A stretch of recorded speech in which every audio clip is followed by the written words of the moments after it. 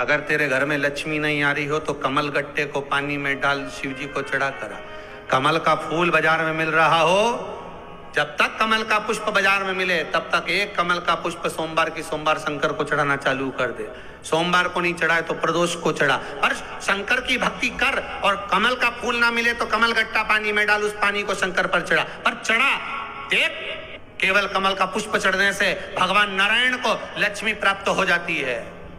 इसलिए लक्ष्मी जी की प्रियता कमल का पुष्प है। वो कमल के पुष्प का जल, कमल का जल या कमल गट्टे का जल शंकर पर आप सोमवार की सोमवार नहीं आ रही ना लक्ष्मी, पैसा नहीं आ रहा, अब आपने सब दूर माथा टेक लिया, चढ़ाना चालू करो। एक कमल गट्टा पानी में डालो, उस पानी को शिव जी को चढ़ाओ, चढ़ाइए। मिल जाए कमल का फूल, जब तक मिल रहा है, अभी ठंडक में तो मिल ही जाता है। कमल का पुष्प मिले, मंगवा लिया, चढ़ा दिया सोमवार की सोमवार, नहीं तो प्रदोष की प्रदोष चढ़ाओ। 5-6 प्रदोष करके देखो, कहीं सियोर वाला महाराज झूठ तो नहीं बोल रहा, देखने में क्या जाए। शिव पुराण की कथा कहती है, मान लो कोई हड्डी से जुड़ा हुआ रोग, नेत्रों से जुड़ा हुआ, मस्तिष्क से जुड़ा हुआ कोई रोग रहता है, तो एक नीले कलर का फूल आता है महाराज, उस फूल में हल्दी डालकर जो नंदी के पांव के पास समर्पित कर देता है महाराज, उसका रोग धीरे धीरे समाप्त होने लगता है।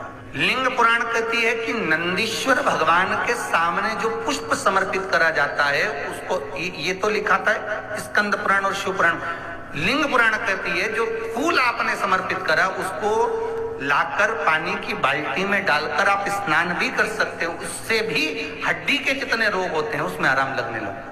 जैसे कहीं शरीर नहीं चल रहा, हाथ झुन्न पड़ रहा है, हाथ काम नहीं कर रहा, हाथ में झुनझुनी आ रही है, कंपन आ रहा है, उसमें भी ये प्रयोग काम।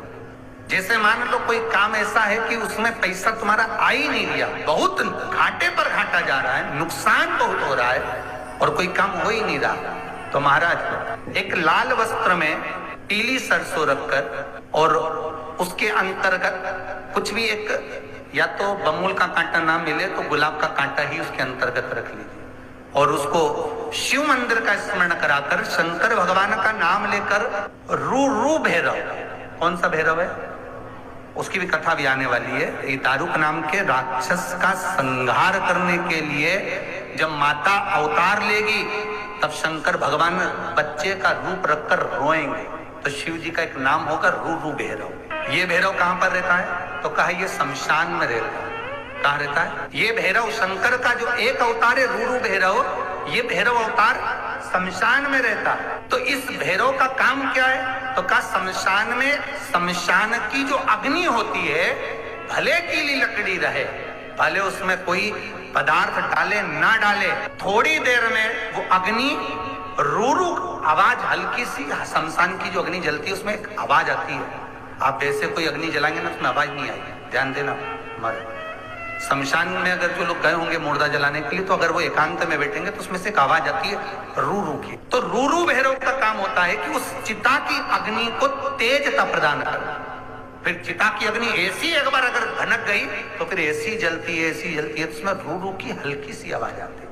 कई लोग कहते हैं हवा की आवाज, पर वो तो शिव पुराण कह रही है कि उस सरसों को, कांटे को रू भैरव का नाम लेकर, जिस व्यापार जो नहीं चल रहा है, दुकान जो नहीं चल रही है, उस दुकान के सामने, उस व्यापार के सम्मुख में उसको जला दिया जाता है, जो सुख का भान कराता है, व्यापार की उन्नति के लिए, समृद्धि के लिए, लक्ष्मी के लिए इसका प्रयोग किया जाता है। तिथियां होती हैं, जिन तिथियों में अगर आप रोज गंगा का जल शंकर को नहीं चढ़ा सकते तो शिव महापुराण कथा कहती है, स्कंद पुराण कहती है, विष्णु पुराण कहती है, गर्ग संहिता कहती है, गीता पुरुष गोरखपुर का कल्याण का गंगा अंक कहता है कि कुछ तिथियां भारत की भूमि पर ऐसी वर्णित है जिन तिथियों में भी गंगा का जल हम शिव को अगर एक बूंद भी समर्पित कर रहे हैं, गंगा का जल मात्र एक आधी चम्मच भी, आचमन जितना भी अगर हम शिव को समर्पित कर रहे हैं तो उसका सुख आनंदित है। जैसे पंचमी तिथि, नवमी तिथि, दशमी तिथि, एकादशी, प्रदोष, पूर्णिमा, अमावस्या, ये तिथियां हमारे यहाँ जो दी गई हैं, इन तिथियों में अगर हम गंगा का मात्र थोड़ा सा जल भी अगर जल के पात्र में डालकर गंगा जी का जल थोड़ा सा भी शिव के पास लेकर जा रहे हैं, तो ये एक भाव अपने भीतर होना चाहिए कि आप केवल गंगा का जल साधारण शिव मंदिर में समर्पित नहीं कर रहे हो, आप गंगा का जल भले अपने घर से लेकर जा रहे हो, थोड़ा सा भी जल ले जाकर अगर शिव को समर्पित कर रहे हो तो तुम्हारे भीतर यह भाव होना चाहिए कि मैं गंगोत्री से जल भरकर सीधे रामेश्वर में ले जाकर गंगा के जल को समर्पित कर रही हूं। आप शिव को समर्पित कर रहे हैं, यह आपके भीतर एक भाव उत्पन्न होना चाहिए। अगर मान लो कि आप किसी एग्जाम में बैठ रहे और उस एग्जाम को देते देते कई साल हो गए पर आपका कोई लक्ष्य ही निश्चित नहीं हुआ, आप कहीं पहुंच ही नहीं पाए, आप उस स्थान तक पहुंच ही नहीं पाए, आपको पास होना है, वो एग्जाम किसी भी हालत में निकालना। ध्यान देना, खाकर के पत्ते की पत्तल पर, जो पत्ते की पत्तल आती है पुराने समय में, उस पत्ते की पत्तल पर महाराज 7 बेलपत्र को डंडी मिलाकर रखना है। ये 7 बेलपत्र को डंडी का सिरा 7 का एक जगह पर होना चाहिए। ये जो डंडी है एक ही स्थान पर 7 डंडियां बेलपत्र की होना चाहिए। जिस जगह पर डंडियां रहे उसी स्थान पर नीचे की जलाधारी नहीं बनाना है आपको, केवल एक शिवलिंग का निर्माण करना है पार्थिव। चाहे थाली में रख लो, थाली में उस पत्तल को रख लेना जिससे ले जाने में दिक्कत ना हो, तो पत्तल पर ही बनेगा, थाली पात्र के अंतर्गत नहीं। मतलब थाली ले लो मना नहीं, पर पत्तल उसमें जरूर रखना। और कागज की पत्तल नहीं होना चाहिए। कागज की पत्तल या अन्य जो डिस्पोजल पत्तलें चल रही है हमारे मान्य नहीं है। पत्ते की पत्तल, उस पत्ते की पत्तल पर 7 बेलपत्र को इस तरह से डंडी से मिलाकर रख दिया जाए महाराज। उसके ऊपर एक शिवलिंग का निर्माण कर दिया जाए। शिवलिंग का निर्माण कर कर अपनी कामना कर कर प्रदोष काल के अंतर्गत 7 काली मिर्ची, 7 लौंग, 7 कमल गट्टे, 7 शमी पत्र शंकर भगवान को समर्पित कर दो। जल का छींटा देकर पूजन कर कर और घी का दिया लगाकर कुछ देर बैठकर श्री शिवाय नमस्तुभ्यं का जाप करिए। 1 कमल गट्टा, 1 लौंग, 1 काली मिर्ची, 1 शमी पत्र उसमें से उठा लीजिए। अपनी कामना कर कर जब विसर्जन करने जाएं तो 1 बेलपत्र को भी उठाकर अपने पास में रख लें। एग्जाम देने के लिए जाएं तो अपने कमरे के परीक्षा जिसमें आप पढ़ाई करते थे उसी रूम में उसे कटोरी में खुला छोड़कर जाएं।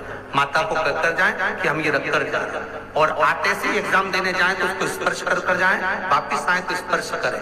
ऐसी कोई परीक्षा नहीं हो सकती जिसमें से तुम निकल नहीं सकते, उत्तीर्ण हो गए ही। शिव ने वर प्रदान कराए भगवान गणेश जी महाराज कि हे गणेश, जैसे दुर्गा का फल तुझे समर्पित करने पर सुख की अनुभूति होती है, उसी तरह बेलपत्री के डंडी के भाग पर जिस शिवलिंग का निर्माण कर कर शंकर की पूजन कर कर जो भाव निर्मित करेगा उसकी मनोकामना पूर्ण होती है। महाराज लिंग पुराण के अंतर्गत इसका व्याख्यान वर्णन किया। शिव पंचायत का पूजन कर कर एक कलश में जल भरकर ब्रह्म मुहूर्त में कलश में जल भरकर 5 बेलपत्री शिव, गणेश, दुर्गा, सूर्य नारायण और विष्णु भगवान, इन 5 के नाम से जब हम कलश के अंदर डाल देते हैं और डालने के बाद में ब्रह्म मुहूर्त में सुबह 4 बजे के करीब में हम जहां हमारा मन पड़े वहां पर अगर बोर लगवा देते हैं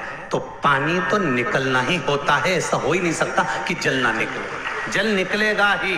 5 देव के नाम से अपने 5 बेलपत्री जल के पात्र में रखी। वो कलश जहां बोरिंग हो रहा है उस स्थान पर रखा होना चाहिए, जहां बोरिंग हो रहा है उसके पास में रखा होना चाहिए। कब तक? जब तक वो जल ना निकले, और निकलेगा पर ब्रह्म मुहूर्त में ही उसका जल खनन होना चाहिए महाराज। भूमि में से जल के लिए प्रयास होना चाहिए। पंचदेव फिर ध्यान दे लेना। 5 देव कौन से? शिव पंचायत के, क्योंकि देवता होने भी जब यज्ञ के लिए जाते हैं, देवता जब अनुष्ठान के लिए जाते हैं, देवता जब युद्ध के लिए जाते हैं, देवता जब किसी कार्य के लिए जाते हैं और जब कार्य के लिए पहुंचते हैं, जब देवता कार्य के लिए जा रहे हैं और लगता है कि ये कार्य पूर्ण नहीं होगा, ये कार्य सफल नहीं हो पाएगा, हम जिस कार्य के लिए निकले हैं इस कार्य में कहीं ना कहीं अड़चन उत्पन्न होने वाली होती है, तो सारे देवता उठकर भगवान शंकर के पास जाते हैं और शिव की पंचायत को लगाते हैं। शिव पंचायत में जैसे ही कोई बात सम्मुख में आकर खड़ी हो जाती है, शिव पंचायत में जैसे ही कोई बात सामने लाकर रख दी जाती है, मात्र कुछ ही क्षण में शंकर भगवान की पंचायत उसको समाप्त कर देती है और कार्य सफल कर देती है। शिव पंचायत का बल बड़ा प्रबल। श्री शिवाय नमस्तुभ्यम। सब बोलिए एक बार जमकर, श्री शिवाय नमस्तुभ्यम। प्रैक्टिकल जरूर करना, कहीं सियोर वाला महाराज झूठ तो नहीं बोल रहा। शास्त्रों की बातें हमारे जीवन में हमें सुख प्रदान करें, इसलिए इस भाव का आनंद करते हुए आज की कथा को विराम देते हैं। तो दोस्तों, वीडियो आपको अच्छी लगी हो तो वीडियो को लाइक करें, चैनल को सब्सक्राइब करें, हमारी वीडियो को शेयर करना बिल्कुल भी ना भूलें। मैं आपसे मिलती हूँ अगले वीडियो में, तो तब तक के लिए अपना ध्यान रखिए और खुश रहिए। धन्यवाद।